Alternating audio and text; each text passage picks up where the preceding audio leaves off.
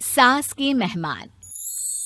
सिमर की सास की सारी जिंदगी किराए के मकान में ही बीती, लेकिन जब बेटा कमाने लायक हुआ तो उसने अपना बड़ा मकान बनाया। क्या है माँ, इतनी लंबी लिस्ट मेहमानों की? गृह प्रवेश है सिर्फ, शादी में तो तुमने इन लोगों को बुलाया ही था ना। अरे बेटा, तुम्हारे पिता और मैंने तो सारा आजीवन घर नहीं बनाया, ये सोचकर कि पैसा घर में लगा देंगे तो तुझे कहाँ से पढ़ाएंगे। अब बेटा, घर जैसी खुशी में मैं उन लोगों को कैसे भूल जाऊं जिन लोगों के साथ मैंने पूरा जीवन काटा। तभी वहाँ बहू आ जाती है। क्या माँ जी, कैसी बात कर रही हैं? बुआ जी, चाची जी, उनकी बेटियाँ, ससुराल वाले सभी तो आ रहे हैं। मैंने उनकी लिस्ट सुमन से पूछकर तैयार कर ली है।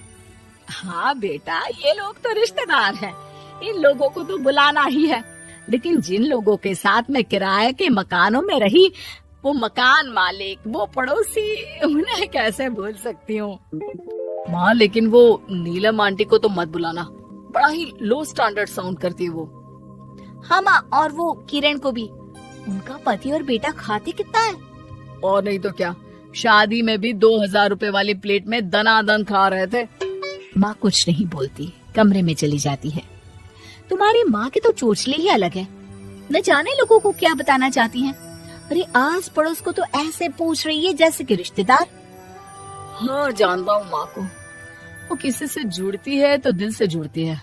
वैसे बात करता हूँ उनसे। सभी अपने अपने काम में लग जाते हैं। सास को नींद आ जाती है और वो सो जाती है।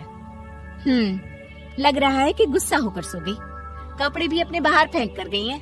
बहू है ना, नौकरानी जैसी, कर लेगी काम। बड़बड़ करती बहू सास के कमरे में जाती है और कपड़ों को उनकी अलमारी में रखती है कि तभी उसके हाथ में एक एल्बम और कुछ खत लगते हैं। अरे ये क्या है?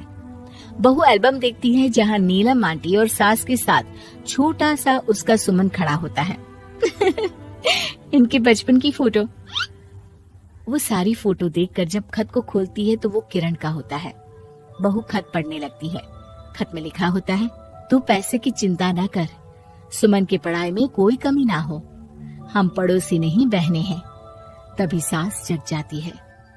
अरे बहू, क्या हुआ? कुछ चाहिए था क्या? बहू बात घुमा देती है। माँ जी, वो इनकी फोटो देख रही थी नीलम आंटी के साथ। कितनी सुंदर लग रही है ना आंटी? हाँ, दिखा तो जरा फोटो। बहू सास को फोटो देती है। सास फोटो देखकर कहती है, याद आता है, तेरे ससुर जी तो थे नहीं, काम के लिए 10 दिनों के लिए शहर से बाहर गए थे। जब बेटा होने वाला था तब नीलम आंटी और अरुण अंकल ही थे। आंटी बेचारी रात भर मेरे साथ बैठी रही तो अंकल भाग भाग कर दवाई का इंतजाम कर रहे थे। बेटे के होने के बाद भी जब तक मैं घर नहीं आई मेरे पास ही रहे। रिश्तेदार तो आए थे मुंडन में 10 दिनों के बाद। बहू सुनकर खुश होती है। तभी नजर खत पर पड़ती है। माँ, ये किरण आंटी को अपने पैसे वापस कर दिए? हाँ, वो भी समझ कैसे कैसे किए मैं ही जानती हूँ। सुमन की पढ़ाई के लिए पैसों की जरूरत थी। रिश्तेदारों ने तो साफ बोल दिया था कि किसी होटल में काम पर लगा दो। कई लोग बर्तन धोने के साथ पढ़ाई करते हैं, लेकिन किरण आंटी, उन्होंने अपने बुढ़ापे के लिए बचाए हुए पैसों को सुमन की पढ़ाई के लिए दे दिए। यानी कि आज ये जो कुछ भी है वो किरण आंटी के कारण ही ना? हाँ बहू, ऐसे ऐसे पड़ोसी हुआ करते थे जो किसी रिश्ते के नाम से नहीं बल्कि अपनेपन से भरे थे। फिर सास का बोलने का रुख तीखा हो जाता है। और फिर भी देख, सुमन इन लोगों को भी नहीं बुलाने दे रहा है। माँ, मैं बात करती हूँ, ये लोग सिर्फ आएंगे ही नहीं, हम लोगों के साथ रुकेंगे भी घर में, रिश्तेदारों की तरह। सास बहू बेटे से पूछकर एक एक घर जाकर पड़ोसियों को एक दिन रहने का न्योता दे आते हैं। और फिर वो दिन भी आ जाता है जब घर में गृह प्रवेश होता है। अरे हम लोगों का कमरा कहाँ है? बड़ा कमरा देना हम लोगों को, खुला खुला। सुमन परेशान हो जाता है कि वो क्या करे, कहाँ किसका सामान रखे, कि वहीं किरण पड़ोसन आ जाती है। अरे सुमन, परेशान ना हो बेटा, हमारे कमरे में रख दो उन लोगों का सामान, हम तो तेरी माँ के साथ ड्राइंग रूम में एडजस्ट हो जाएंगे। और हमारा कमरा कहाँ है? सुमन, जरा सामान कमरे में तो रखवा दो। अरे ये क्या, मेरे कमरे में तो सफाई ही नहीं है। अरे बता देती सुमन, हम कहीं और रह लेते। तभी वहाँ नीलम झाड़ू लेकर आ जाती है। अरे बबली दीदी कैसी बात कर रही है, चलिए मैं साफ किए देती हूँ कमरा। वहीं मामी जी भी आ जाती हैं। अरे सुमन दीदी, सबसे छोटा कमरा हम लोगों को ही देना था क्या? मायके की कोई परवाह नहीं है। वो मामी जी, किरण आंटी और नीलम आंटी की फैमिली एक ही कमरे में है ना, तो इसलिए आप और मामा दो ही तो लोग हैं। तो मामी तो बहू के मुंह से ये बात सुनकर गुस्से से लाल पीली हो जाती है। अरे वाह जी वाह, बहू की जुबान तो देखो कितना बोल रही है। इतना बोलने वाली बहुएं भी होती है क्या? अरे रहने दो, जब मेरी बहन ने ही मेरे बारे में नहीं सोचा तो किसी और से क्या उम्मीद करें। दोनों सामान पैक करके घर से निकल ही रहे होते हैं कि नीलम आ जाती है। अरे राकेश भैया, मैं भी सुमन की तरह ही तो हूँ। आप तो हम लोगों को इतने साल से जानते हैं। हाँ, तुम लोग तो मेरी बहन से चिपकी रही गोंद की तरह। खैर कोई बात नहीं, रहो बड़े कमरे में।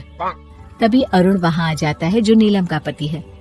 अरे अरे भाई साहब, थोड़ा तो वक्त दीजिए, हम सारे छोटे कमरे में शिफ्ट हो रहे हैं। सारे पड़ोसी छोटे कमरे में चले जाते हैं और मामा मामी बड़े कमरे में। बहू चाची के कमरे से बाहर निकल रही होती है कि देखो कैसे बड़ा मकान बनाकर इतरा रही है। अरे जब हम लोगों ने कहा था कि घर बनवा लो, तब तो लड़के को पढ़ाने की पड़ी थी। इतना पैसा रखी थी, महंगे कॉलेज में पढ़ाया, तब बात मानी होती तो सस्ते में मकान बन जाता। बहू आगे जाती है जहाँ दोनों पड़ोसन भी आपस में बात कर रही थी। मानना पड़ेगा सुमन को, बहुत ही समझदारी के साथ चली। बच्चों की जिम्मेदारी को सबसे ऊपर रखा, रिश्तेदारों के साथ भी पूरा निभाया। नहीं तो आजकल के रिश्तेदार। अरे सुमन के लिए तो हम हमेशा ही खड़े हैं। बहू तभी मामी के पास जाती है, जहाँ वो मामा से कह रही होती है, बस अब आ गए इसके घर। अब तो ये रो रो कर भी बुलाएगी तो मैं ना आऊं। कैसे कमरे में रखा हम लोगों को। सुमन भी ना किसी काम की नहीं है। बहू सभी को देख समझ रही थी, रिश्तेदारों के नखरों के बीच पड़ोसियों का प्यार। वो देखकर समझ जाती है कि सास के असली मेहमान कौन है।